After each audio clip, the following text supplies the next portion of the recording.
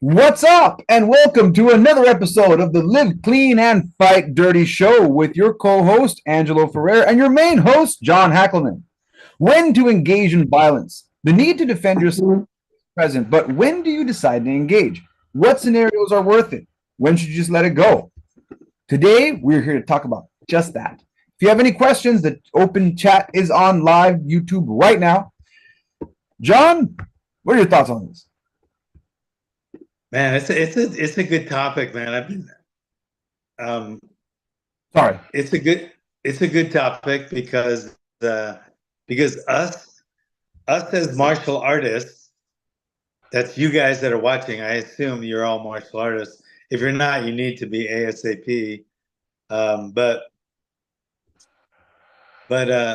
we kind of are that type of guy. We're like the protectors, I think. We definitely protect our family. We protect ourselves. If you're in school, you're not going to be bullied. I mean, there's all kind of benefits of being a martial artist and being to protect yourself and stuff. But when do you go out above and beyond protecting yourself or even your family? When do you um, go out and protect yourself? There's all kind of reasons too. Obviously, somebody's getting hurt, you want to protect them, but there's also a lot of reasons not to. You don't know the whole story. It might get you arrested. It's none of your business. The the the Good Samaritan law for medical personnel who actually start CPR on someone, they're covered over an umbrella law, which doesn't. When you're covered under an umbrella law, like if you sign a waiver or something, um, it doesn't mean they're not going to sue you. It doesn't mean you're not going to get in trouble. It's just one step closer for your protection. It's like a restraining order. If you get a restraining order against someone who you feel might be violent towards you, and I just did this last week, I'll tell you about it later. Um, you're not doing it to protect yourself. That one piece of paper that you signed isn't like a fucking wall or a fence where they can't come get you. It's just a piece of paper. It's a legality.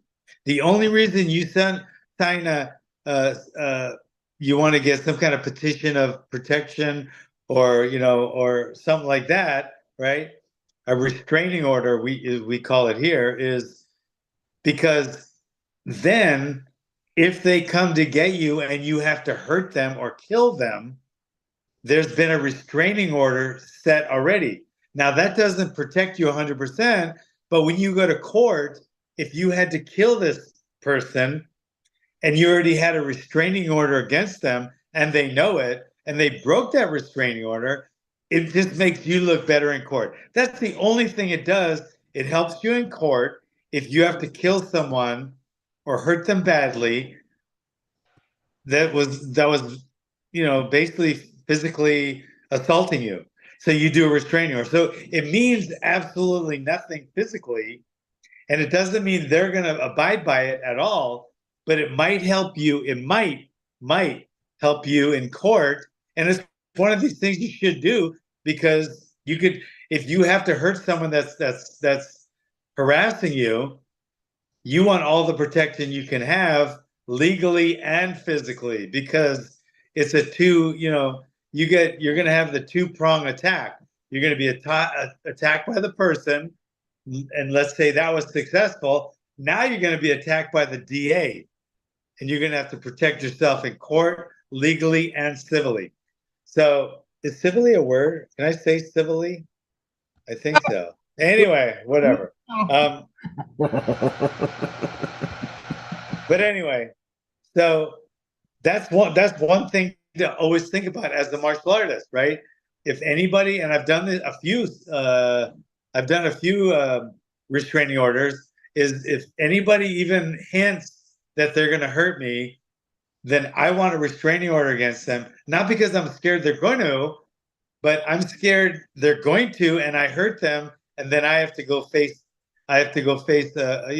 prosecution in court. So restraining orders for martial artists, it's something you shouldn't overlook. This whole talk isn't going to be about restraining orders, but it goes along the lines that I'm talking about.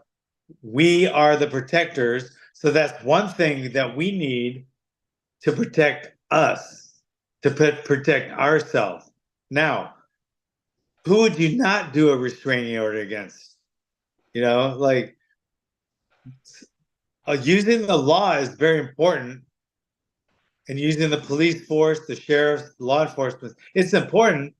But if you start doing it too much, it's like the boy that cried wolf. They don't want to bother you. I mean, they're just like, oh, it's that guy again. Yeah, okay. They're not going to pay that much attention to it. So if you honestly feel like right now, I have a guy that's threatening me and my wife. Okay. He's been calling me for months and leaving nasty messages about me on my voicemail. And I just let it go because it wasn't physically harmful. He was saying I should be arrested. I'm a this, I'm a that, I'm a this, all kind of stuff. Then he got a little more specific, and then he crossed the line. He threatened my wife on the phone, and he actually said he was going to hurt her. He said he was going to hurt her. Then he said he was going to kill her. So now it takes a turn. We get a restraining order because if he does come around, I know who he is.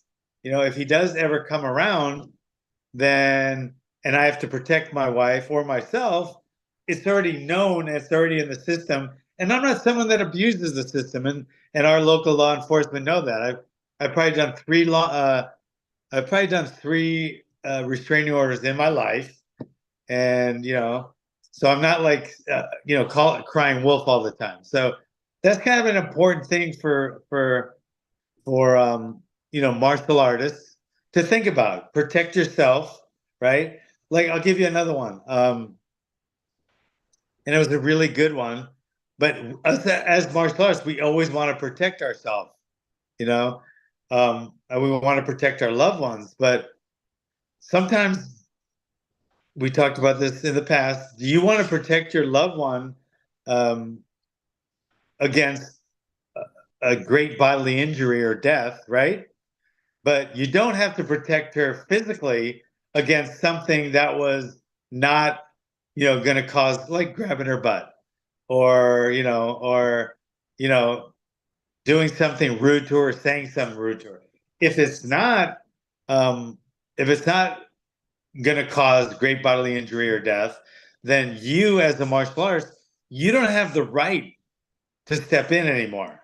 You have to. That's something that you have to realize. Like if you step in because somebody grabbed your wife's butt or somebody's saying something really nasty to your wife, not threatening, but just nasty, and you jump in, and you turn that from them being non-physical to you being physical to protect your wife, you're going to jail, even if the person doesn't really get hurt. Right? It's like you attempted to hurt them. And that's the way the deputy, the DA is going to look at it. So you as a martial artist, we're protecting our loved ones and ourselves. But just like if someone calls you whatever name they want to call you, you're not allowed to respond with violence. So we have to realize that, and there's a really fine line, There's a really fine line between when you jump in and when you stop. So jumping in is one thing. So you have to go by the code. You have to go by the laws. You have to go by the letter of the law if you actually initiate a physical encounter with someone. Okay, that's the number one. You have to prove beyond a reasonable doubt that you felt your life or their life, your loved ones, was in imminent. The word imminent is very important. Imminent means now. It's like right now, not on the phone when someone might come over in an hour and hurt you. You can't go kill them. they have to have the ability, right, and the intent to imminently harm you, and they have to have the ability to use great bodily injury. In other words, if it's a little old man in a wheelchair and he doesn't have a gun, and he said he's going to kick your butt, then he's close enough to do it. So he has the intent, maybe, right? He has the ability physically to get there, but he doesn't have the ability to actually hurt me because we're saying he doesn't have a gun or a knife.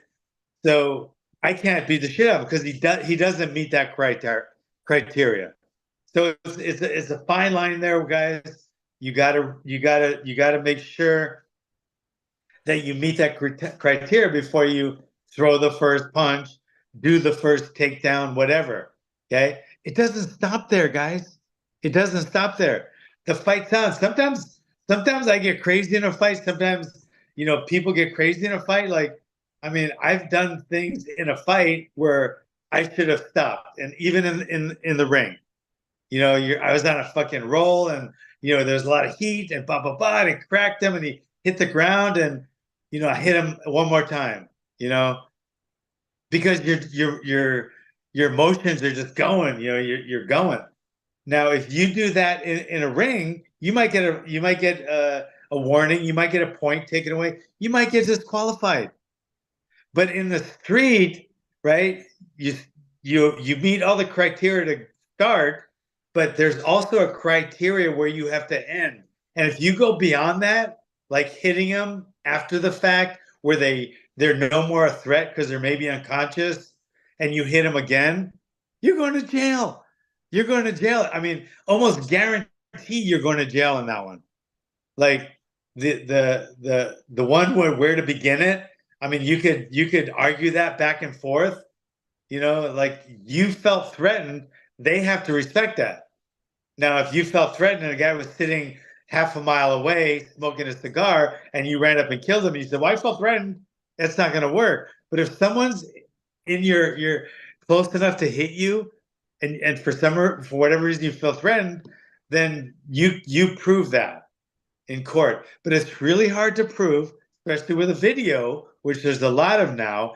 If somebody's unconscious and you hit them once, twice, maybe 3 more times, then it's really hard to prove that in court. So as a martial artist, the reason I'm telling you these things is because we're telling you how to punch and kick and defend your family and defend yourself physically, but there's also legally and morally and ethically and civilly ways that we got to watch out too, because you beat the shit out of some guy who you can't prove was actually going to try to hurt your wife. Maybe he just smacked her butt, but now you overdo it, hurt him very badly. Now his family sues you, and you don't have a house anymore. She's going to go live your wife's going to go live at his house now because he still has one. Okay. So the other way to think of that is you jump in too soon and you hurt the guy or kill the guy, you go to jail. Now your wife's going to be sleeping with the guy that grabbed her butt. You have to realize that's going to happen and act accordingly. What do you think? So I think online they always talk about when not to engage. That is usually what's always talked about. Oh, you shouldn't. In this case, in de-escalation, all that stuff.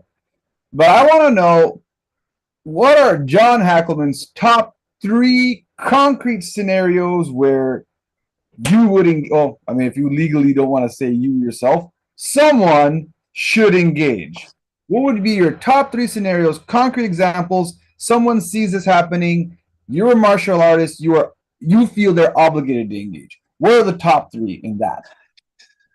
Okay. Number 1, they already laid a hand on one of us. Not even, they laid a hand on us, and I have to feel like my life is in great bodily injury or my loved one. So that has to go without saying. You have to feel like you are an imminent threat of great bodily injury or death. And that's what you have to prove to the person. So some of the ways that I I would take that as number one, a physical threat. If there's a guy close enough to me where he can actually grab me or hurt me, right?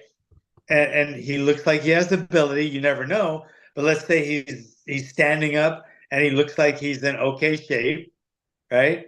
So if he has the ability and the intent to hurt me and he says he's going to, I'm going to take him for I'm going to take him for his word. And I'm going to act accordingly. And I will probably throw the first punch in that case. And if he comes back later and I hurt him or whatever, and he goes, I wasn't really going to do it. You know what? Don't say you're going to hurt someone physically if you're not going to. If you're that stupid, then you deserve whatever you get.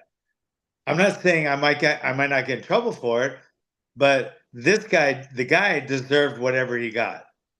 Because I mean, who says to someone, I'm going to kick your ass right now? And he's not going to. So anyway, so a verbal threat would be number one. Okay. And it has to be, I have to know that he can back it up. So all the boxes are checked. He's close enough. He looks like he's able, and it looks like he has the intent. So, and then he says he's going to now, boom. I strike first. Number two, all the other things, the ability, the intent, all that goes into play. And now I sense his body language is dangerous. So I feel like he's about to, the way he maybe cocked his hand or something, I feel like I have to throw the first strike. And it's because of body language, not verbal language. Okay. That's number two. So that would be number two. Okay. So those are two that are they have to be backed up by the first three. You have to feel your life's in imminent danger. And then number three would be he laid a hand on me. It doesn't have to be, it just has to, I have to feel it's a threat. You know what I mean? Once he punches you, obviously, then I'm going to hit him. If he strikes me at all, the fight's on, right? Or tries to hurt me at all. But even if he puts a hand on me and we're not having a nice conversation, then that next touch is going to be my fifth. So those would be the three. Okay. What about verbal language, non-verbal language, right? And then any kind of touch. What about family? The same would go with them. Okay. So if you see those actually happen to one of your family members, that's when you would engage. Yes. Without a doubt. Without those three. And what you have to really worry about is the front end of it is don't cross the line or you're going to jail, but don't fucking hesitate or you're going to the morgue. So you have to, and it's a tough one, man. It's a tough one because, I mean, what if you make the wrong choice? Either way, it's fucked up. It's a bad choice, but I'd rather lean on I look at it this way. Legally, I might go to jail, but morally and ethically and logically, I've never yelled at someone and gotten their face in my life. Okay, unless I wanted to fight him. So I've been there, and that's fine. And it's usually turned into a fight, but that was back in the day. But now, if somebody's yelling at me and they're that close to me, I'm assuming they're going to hit me. Because who the fuck does that? It's somebody who has a screw loose yells at. I mean, this is fucking 2024 and America. Who's going to come up to your face that close? I'm going to assume that they're going to hit me, so I'm going to attack me, so I'm going to hit them first. So it's a tough one. You just gotta. Who would do that? I think that a lot. That's another one of my thoughts. Who would do that? driving, road rage. Who would do that? Like flip you off, that's fine. I flipped off people before, but I've always laughed, and it's always been I've never like, bro, who would follow that person and follow them like they're gonna run them off the road? That person is fucking crazy and violent, and they belong in prison. They definitely belong. They definitely deserve anything bad that happens to them because of their actions. So we as martial artists, we have to stay on top of these things. We have to think about these scenarios all the time, because if we don't and they come up, it's too late. It's too late then. You can't just start thinking of some, like, you know, somebody's grabbing a woman, and pulling her in a car, and she's yelling rape. I've thought of that scenario so many times. I know for a fact I'm not going to use my gun. I'm not going to try to attack them at all, because I don't know the whole scenario. I mean, that girl might be a bad woman. She might have just killed somebody. She might be crazy, and that might be her husband taking her to the crazy hospital. I don't know the whole story, so I'm not going to jump in and say, "Let go of her," and pull out my gun. You know what I mean? Because I don't know the whole scenario. I don't know the whole scenario. So I think you martial artists don't know the whole scenario. You see a guy on the ground getting pummeled by somebody. Are you going to risk your life to protect the guy that's being pummeled? He might be a child rapist that just raped that guy's kid. We don't know. You weren't there from the beginning. So if it's yourself or your family, boom, you jump fucking right in and you protect them. But if you don't know the scenario out there, I'm not saying you don't protect your community, but don't fucking jump in. Get your camera out. Yell, I'm videoing you. If the cops are on their way and I'm videoing you, I'll tell you what, the bad guy wants you to stop. The good guy wants you to keep videoing and make this bad guy stop. So that's one way to flesh out the bad guy. If it was a lady being pulled into a car or something, I'd be videoing and saying, I got your license. If you don't let her go, and maybe they're taking her to the hospital or they're taking her to jail because she just killed her kid or something. I don't know the whole backstory. But if I'm saying I'm videoing them, I'm okay. If I try to stop them and then they pull out their gun and I shoot them, I'm going to jail, and rightfully so. Or even worse, I pull out my gun, they shoot me, and now I'm dead because I was trying to protect a child killer. So us as martial artists are the protectors of our communities, but we have to go about it intelligently. So protecting your family without a doubt, always, right? Imminent danger. But when you want to protect other people, know what's going on, know the backstory, or try to help them. Like if someone's beating the shit out of some guy on the ground, yell, I'm videoing this. I already called the cops. And then the guy that probably doesn't want to go to jail, if he's wrong, he wants you to stop. Right there, he's the bad guy. You know what I mean? But he'll stop hitting the guy. Then it becomes after you. Now you let it go. Now it's self-defense. Okay. And if he's hitting a bad guy that just raped his son, then say you're videoing, he won't care because he's in the right. You know what I mean? So he's not going to come attack you. You just videoed it, and you didn't cross that line, because if you tried to stop him, what if somebody just raped your kid and you're beating the shit out of them? Whoever stops it is my enemy right now. I'm going to try to hurt them too. They have no right to do that. So as martial artists, we have to be smart in who we protect, right? And the way we protect them. Sometimes our protecting is letting the bad guy know that we're watching it, we're videoing it, and we've already called the cops and we got their license number.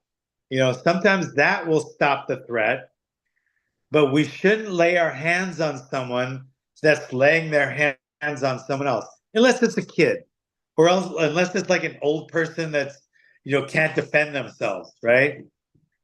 So I don't know. Hopefully you guys got some out of that one. What do you think? That's a good topic. Yeah, no, and we have a few questions here, and for all of you watching, we're getting to close to our wrap up here. Yeah. So if you have any questions, please ask them now. John Cox asked a few several questions, and I think earlier in your stories he may have answered some of them, John. So John, if he answered any of those, please type it in now. The first question from John, I'll put them all three together. Do you train your guys to yes in a way train? Do you train your guys in a way to place any cameras that may record the incident? Well, so John just mentioned to us that we should do that. So I guess my only question is, do you tell your students that too? What you just told us right now online, you tell your students about pulling out your camera. Do you have these conversations with your students in class? Yeah. Okay, Yeah. there you go. Next question. Do you include pre-incident indicators in your training? Would that be What we just talked about, the posturing, getting in your face, yeah, all that. body language? Yeah, body language. Do you go over that with your students as well? Not as much. We talk about it sometimes, but we play out the scenarios a lot. Like before that, when they spar, instead of touching gloves, it'll be a shove or grabbing the person arm before they start sparring. Um, and I talk about that occasionally. It's not it's not as talked about as because a lot of it's common sense. So my guys hear it already. They hear it enough so it sticks with them. And then, oh, John said, do you train your guys to de-escalate with video? Yeah, we just talked about that. Zen, De-escalating, no, I don't. in ways that play towards video recording. In other words, Okay, like yeah, what yeah. we were talking about, like, hey, I'm recording you, and then you try to figure out if that's going to de-escalate and whatever, what's going to happen from there. Um, Zen asks, what should I do when I walk by someone and I feel it's a threat? Yeah, I mean, if you're walking on the street, cross over the other side of the street. Uh, Try to walk around them. And something I do, I turn around a lot. Like if I'm walking by someone, I'll turn around and just stop sometimes, like, and then keep walking. And if that bugs them, I'm sorry, but I was like, hey, how you been today? Hey, how you doing? I'll say something like, how's it going? And you can just try to say, hey, I'm waiting for one of my friends is supposed to be catching up, or something like that. But I want to keep, the head on the swivel. I think it's an overlooked, um, not overlooked. I think it's overused. Um, but that's one time where my head is on a swivel. If I'm walking in a dark street, like in LA, when my wife and I go, shopping in LA on the way home to our hotel, it's a terrible neighborhood. It's probably like the most dangerous area in LA or in California or something. Um, and I'm always turned, but I love it there. But anyway, I'm always turning around when I'm walking at night. I always have my pistola ready and stuff. But I always head on a swivel. But I don't do that much. If I go to I don't go to concerts really, but like fights or something where there's a lot of people around, I don't always have my head on a swivel, you know. But I know what that phrase means, but Yeah. I'm a little lax in that one because I just plus I got a bad neck. But anyway, I do that a lot. I used to do that a lot because of the neighborhood I grew up in. I was at a Applebee's getting lunch, and I instinctually always kind of looked behind me, and the waitress walked up to me, asked me when did I get out. she, uh, thought, she thought I was a convict. convict. Either way. So, Karate Guy Moosey says, I was attacked by a stranger once, and he just ran down the hill at me and attacked me. I defended myself, but ended up in the hospital. More of a comment. Man, that guy sounds like he was insane. Sir, okay, off topic question. Did you have your knee or did you need surgery for your recent knee injury, John? Who's asking? Uh, Mitter 9999. I don't know the name. Okay. Well, thanks for checking in. I'm still in the heavy duty rehab phase, and I've given it till October. That's my date.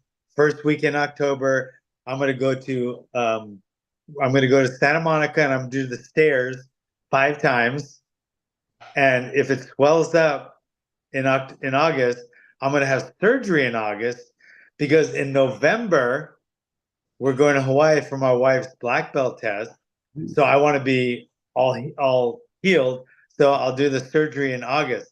If my knee does not swell, then the next week I'm going to go hike a little mountain called Madonna here in San Luis Obispo. And if that doesn't make it swell, I'm going to get, that's my second part. If it doesn't swell after that, then I'm good to go. If it does swell either after the stairs or Madonna, I'm going to have the surgery in August. But as of right now, it's got to be 75, 80% better. And I rehab it, 4 times a week, and I do traction with it. I do massage. I don't get it massage. I just rub ointment in it, CBD and some other um, anti-inflammatory creams, and then I work it a lot, walking backwards, a lot of squats, a lot of the band work. So I'm working it like crazy, like I never worked my legs before, and it's really helping. I feel a lot better. But thanks for asking, and it's feeling a lot better. But my final test will be August, and I'm lucky. I got to admit it, I'm really lucky because my best friend's an orthopedic surgeon. So if I need the surgery, I don't have to wait 3 months out because I have to be good by November. My wife's doing her black belt test. If my fucking knee is good or not, I'm doing the stuff with her. So it has to be better. So I get to get that surgery pretty quick, and then definitely by 2 months' time it'll be healed. So it's a meniscus. It's a really minor surgery and a minor injury, but it hurts like hell. And when it swells, that's what I worry about. So thanks for asking. All right, so Mitter says, wishing you the best of luck. Carter Guy says, that's good about your knee. And John Cox says, thanks. This has been another episode of the Live Clean and Fight Dirty Show. Every Wednesday at 5 o'clock Pacific Standard Time. One different topic. Join us here on YouTube. But for now, catch you all next time. Later. Later. All right, brother. We did a lot. Okay. Check out that thing. I'll check out the email. Yeah, I gotta find out how to get to the pitonlinedojo.com email. I don't know if I've ever been there. Well, good news. If you're logged in on YouTube, if it's showing you that on the profile, everything should be smooth. And if you forget your password, I have it written down here, the Pit 85 question mark. Yeah. All right, brother. Everything good? Everything's good. All right, I gotta go teach my wife sparring today. All right. Take care. I'll see you next time. You know what happens when she's sparring? She spars with this girl, and it's a really good girl, and it's closer to her size, and they go at it. But my wife's in my class. I can't just fucking coach her. So when she spars the other girl, I'll say, the other girl's name is Jillian. I'll say, Jillian, keep your left elbow in or your right elbow in. And Heather will stop and she'll look at me and go, you're cooking your own fucking dinner tonight. Oh my God. It's so funny. And everybody laughs because they know she's joking, but it's a funny joke. It's good time. Anyone that has a spouse or a kid in class and that person's sparring, you got to give, you're giving directions to both, but then when you give directions to one, you're like taking away directions from the other because you know what I mean? It's kind of funny. It's kind of funny. Anyway, all right, brother, I'll talk to you.